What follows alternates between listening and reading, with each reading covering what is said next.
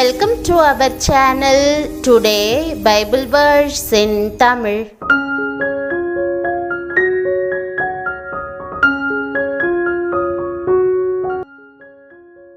இன்றைய வசனம் சங்கீதம் 60:12.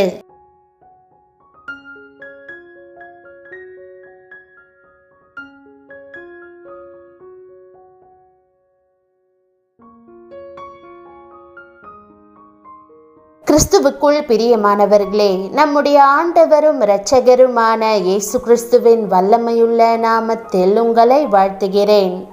தேவனாலே பராக்கிரமம் செய்வோம், அவரே எங்கள் சத்துருக்களை மிதித்து போடுவார் என்ற வாக்குதத்த வசனத்தை இன்று நாம் தியானிப்போம். நீங்கள் செய்கிற யாவற்றையும் நான் ஆசீர்வதித்து உங்களை வெற்றி சிறக்க பண்ணுவேன் என்று ஆண்டவர் வாக்கருளியிருக்கிறார். ஆகவே நீங்கள் எதை செய்தாலும் தைரியமாக செய்யுங்கள், சிறப்புற கல்வி பயிலுங்கள், உங்கள் வேலையில் கவனம் செலுத்துங்கள், தேவனுடைய வார்த்தையை கேட்டு அதற்கு கீழ்ப்படியுங்கள். அப்பொழுது அவர் உங்களை ஆசிர்வதிப்பார். உங்களுக்கு விரோதமாய் பிசாசானவன் கொண்டு வருகிற எல்லாவித பிரச்சனைகளிலிருந்தும் இயேசு உங்களை விடுதலையாக்குவார். யோசுவாவின் புத்தகத்தில் ஜனங்கள் துதியுடனும் ஆரவாரத்துடனும் எரிகோ கோட்டையை சுற்றி வந்தார்கள். அவர்களுடைய துதியையும் ஆராதனையும் கேட்ட தேவன் எரிகோ கோட்டையை இடிந்து விழச் செய்து அவர்களுக்கு வெற்றியை கொடுத்தார். மேலும் யோசேப்பின் வாழ்க்கையை நாம் வாசிக்கும் போது அவன் தன் சகோதரர்கள் அனைவராலும் வெறுக்கப்பட்டான். யோசேப்பு வெட்கத்தின் பாதை வழியாய் கடந்து சென்றான். தேவனுடைய கண்களில் அவனுக்கு கிருபை கிடைத்தது. அவன் செய்த எல்லாவற்றையும் தேவன் ஆசீர்வதித்து வெற்றியை கொடுத்தார். ஒரு நாள் ராஜாவுக்கு சமானமாக எகிப்து நாட்டிற்கு அதிகாரியாக உயர்த்தப்பட்டான். ஆம், கர்த்தர் உங்களுக்காக யாவற்றையும் செய்து முடிப்பார். அவரை விசுவாசியுங்கள். அவர் நம்மை உயர்த்தும் போது நம்முடைய வாழ்க்கை ஆசிர்வதிக்கப்படும். அவர் சகலத்தையும் அதினதின் காலத்திலே நேர்த்தியாக செய்திருக்கிறார். அதுபோலவே உங்களுக்கு விரோதமாக பிசாசானவன் கொண்டு வருகிற எல்லா பிரச்சனைகளையும் ஆண்டவர் அழித்து நீங்கள் செய்கிற எல்லாவற்றிலும் உங்களுக்கு வெற்றியை தருவார். பரிசுத்த ஆவியானவர் எப்போதும் உங்களோடு இருந்து உங்களை வழி நடத்துவார். நீங்கள் அலைந்து தெரிவதில்லை. தேவன் உங்கள் வாழ்க்கையில் வைத்திருக்கும் திட்டங்களை நிச்சயமாகவே நிறைவேற்றுவார். எப்படிப்பட்ட சூழ்நிலைக்கு நேராக நீங்கள் கடந்து சென்றாலும் கர்த்தருக்குள் நிலைத்திருந்து அவருடைய கட்டளைகளுக்கு கீழ்ப்படியுங்கள். அப்பொழுது யோசேப்பை ஆசிர்வதித்தது போல அவர் உங்களையும் உங்கள் குடும்பத்தினரையும் ஆசிர்வதிப்பார். தேவன் உங்கள் வாழ்வில் செய்கிற அற்புதங்களுக்கு உண்மையுள்ள சாட்சியாயிருங்கள். சத்துருவாகிய பிசாசும் அவனுடைய அடியார்கள் ஆகிய சில மனிதர்களும் உலக வாழ்வில் நம்மை நாள்தோறும் விழுங்க பார்க்கிறார்கள். ஏனெனில் உங்கள் எதிராளியாகிய பிசாசானவன் கெர்ச்சிக்கிற சிங்கம் போல் எவனை விழுங்கலாமோ என்று வகை தேடி சுற்றி திரிகிறான்.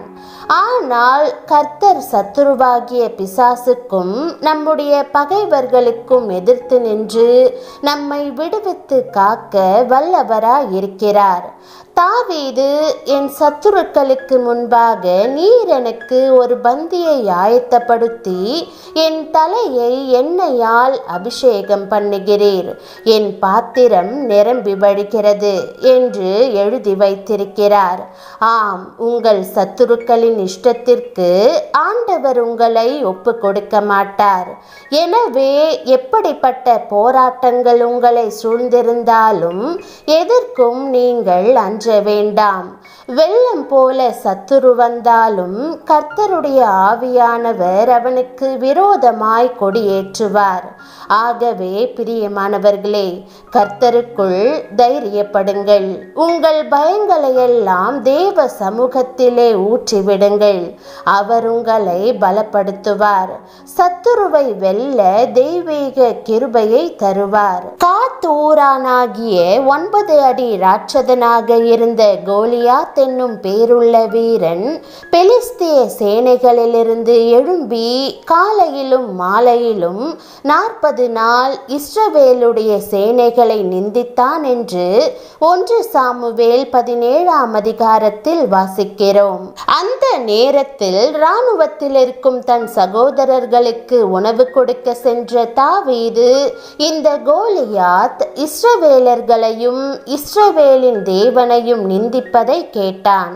அப்பொழுது தாவீது, உமது அடியானாகிய நான் போய் இந்த பெலிஸ்தனோடே யுத்தம் பண்ணுவேன் என்று சவுலிடம் கூறினான். மேலும் 5 கூழாங்கற்களையும் கவனையும் எடுத்துக்கொண்டு கோலியாத்திடத்திற்கு சென்றான். தாவீது பெலிஸ்தனை நோக்கி, நீ பட்டயத்தோடும் ஈட்டியோடும் கேடகத்தோடும் என்னிடத்தில் வருகிறாய். நானோ நீ நிந்தித்த இஸ்ரவேலுடைய இராணுவங்களின் தேவனாகிய சேனைகளுடைய கர்த்தரின் நாமத்தினாலே உன்னிடத்தில் வருகிறேன். இன்றைய தினம் கர்த்தர் உன்னை என் கையில் ஒப்பு கொடுப்பார். நான் உன்னை கொன்று உன் தலையை உன்னை விட்டு வாங்கி ஆகாயத்து பறவைகளுக்கும் பூமியின் காட்டு மிருகங்களுக்கும் கொடுப்பேன். அதனால் இஸ்ரவேலில் தேவன் ஒருவர் உண்டு என்று பூலோகத்தார் எல்லாரும் அறிந்து கொள்ளுவார்கள். கர்த்தர் பட்டயத்தினாலும் ஈட்டியினாலும் ரட்சிக்கிறவர் அல்ல என்று இந்த ஜன கூட்டமெல்லாம் அறிந்து கொள்ளும்.